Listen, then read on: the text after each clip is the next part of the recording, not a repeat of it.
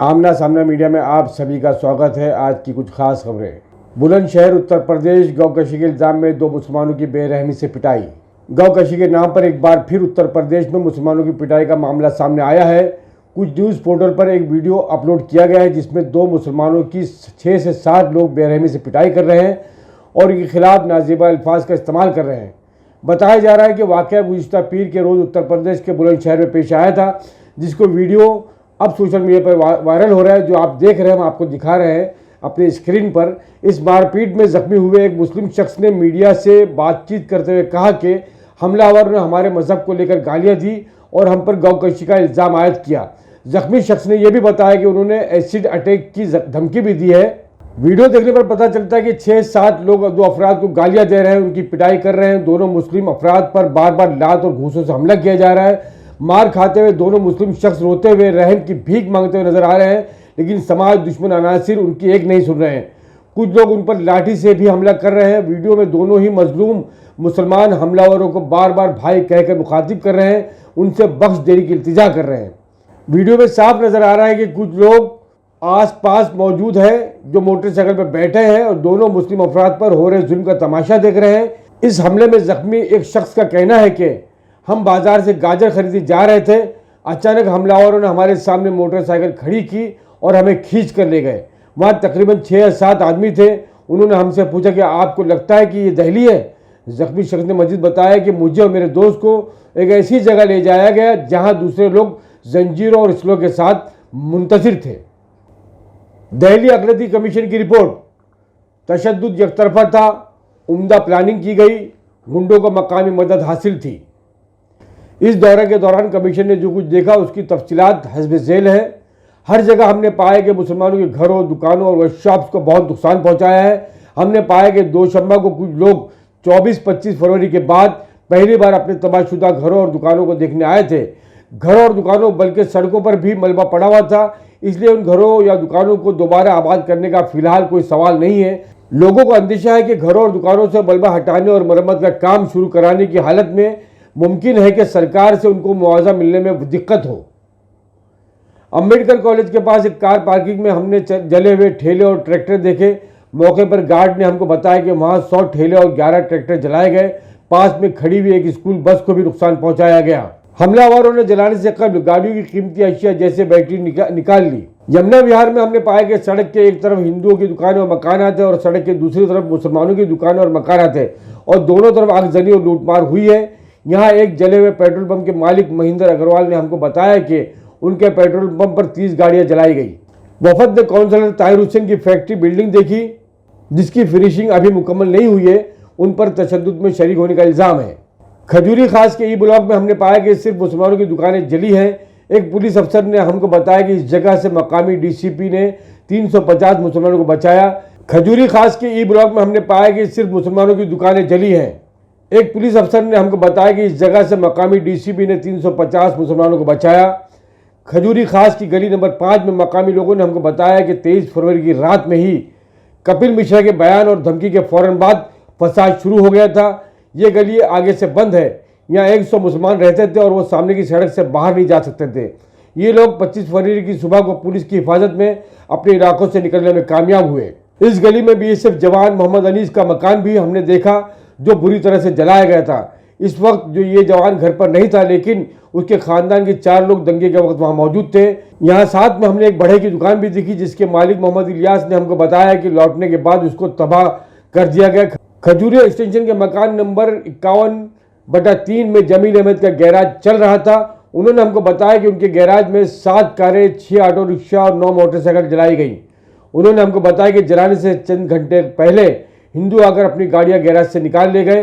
Garage में मौजूद गाड़ियों को जलाने के बाद उसकी बिल्डिंग को भी शदीद नुकसान पहुंचाया गया। खजूरी खास की गली नंबर 29 के प्लॉट नंबर C 429 में मस्जिद फातिमा कायम है जिसे बुरी तरह से जला दिया गया। वहाँ मकामी मुसलमान काफ़ी तादाद में आकर जमा हो गए थे क्योंकि उनका ख्याल था कि मजहबी मुकाम को फसादी हाथ नहीं लगाएंगे। मस्जिद के साथ ही मासूम अली का मकान है। उन्होंने हमको बताया कि मकामी SDM कह रहा है कि एक घर में सिर्फ एक ख़ानदान को रिलीफ मिलेगी, यानी अगर एक घर में कई ख़ानदान रहते हैं तो सबको रिलीफ नहीं मिलेगी। उसी गली में मकान नंबर C/3 413/28/1 है, जिसका मालिक प्रेमचंद दिल्ली पुलिस में ISI है और उसने ये मकान 2007 से एक मुस्लिम खानदान को किराए पर दे रखा था। इस खानदान को भगाने के बाद फसादियों ने उसे जला दिया, लेकिन उनको तसल्ली नहीं हुई तो एक बार फिर वापस आकर उसे दोबारा जलाया गया। फ्लिपकार्ट के को फाउंडर सचिन बंसल के खिलाफ FIR दर्ज। फ्लिपकार्ट के को फाउंडर सचिन बंसल के खिलाफ उनकी अहलिया ने जहेज को लेकर परेशान किए जाने का मामला दर्ज कराया है। मारूफ कंपनी फ्लिपकार्ट के को फाउंडर सचिन बंसल के ऊपर उस वक्त परेशानियों का पहाड़ टूट पड़ा जब उनकी पत्नी प्रिया ने बेंगलुरु के कोरमंगला पुलिस स्टेशन में उनके खिलाफ FIR दर्ज कराई। प्रिया ने FIR में इल्जाम लगाया है कि उनके शौहर सचिन बंसल, उनके ससुर सत्य प्रकाश अग्रवाल, सास किरण बंसल और उनके भाई नितिन बंसल उन्हें जहेज को लेकर परेशान कर रहे हैं।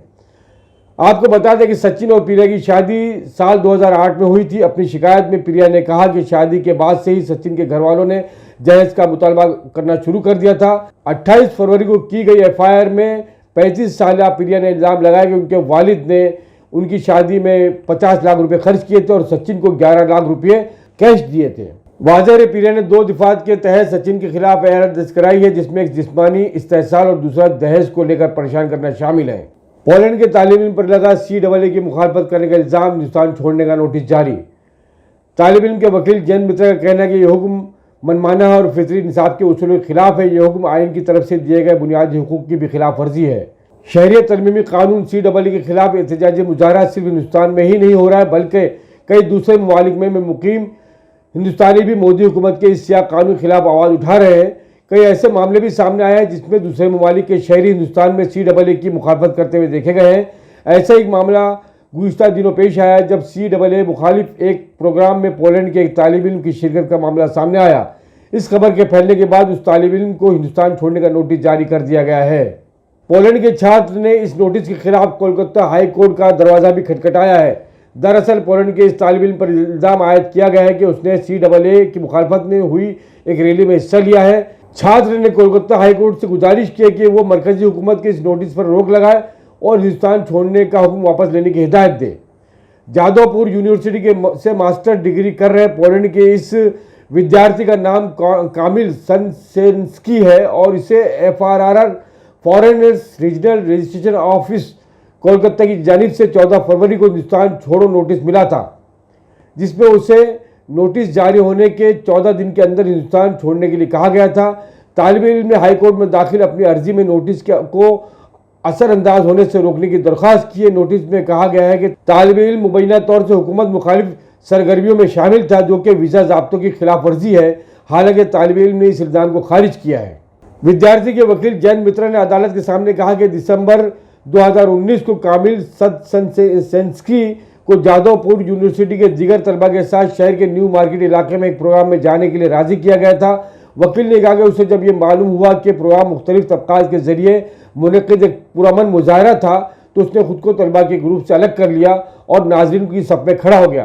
तालिब इल्म का दावा है कि वहाँ एक शख्स ने उससे कुछ सवाल पूछे और उसकी तस्वीर ली। दहली तशद्दुद पर हंगामा, कांग्रेस के 7 अरकान लोकसभा से मुअत्तल। डिप्टी स्पीकर लेखी ने कांग्रेस के गौरव गोगोई, TN प्रतापन, डीन कुरियाकोस, बेनी बोनान, मेनिकम टैगोर, गुरजीत सिंह और राजमोहन एनेथन को मुअत्तल कर दिया और उन्हें फौरी तौर पर ईवान से बाहर जाने के लिए कहा। लोकसभा में मादनियात रेगुलेशन तरमीम बिल 2020 मंजूर कराने के दौरान स्पीकर की मेज से ईवान में कामकाज से मुतालिक कागजात उठाकर फाड़ देने के इल्जाम में कांग्रेस के 7 अरकान को जुमेरात को पूरे बजट इजलास के लिए मुअत्तल कर दिया गया।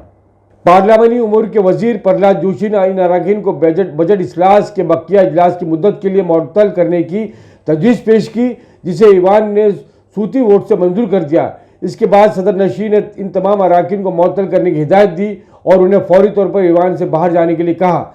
साथ ही उन्होंने ईवान की कार्रवाई आज पूरे दिन के लिए मुलतवी कर दी। ये देख रहे थे आप आमना सामना मीडिया में कुछ खास खबरें। देखते रहिए आमना सामना मीडिया। चैनल को लाइक कीजिए, सब्सक्राइब कीजिए, शेयर कीजिए। हमारी इस कोशिश में हमारा ताउन कीजिए। धन्यवाद। जय हिंद।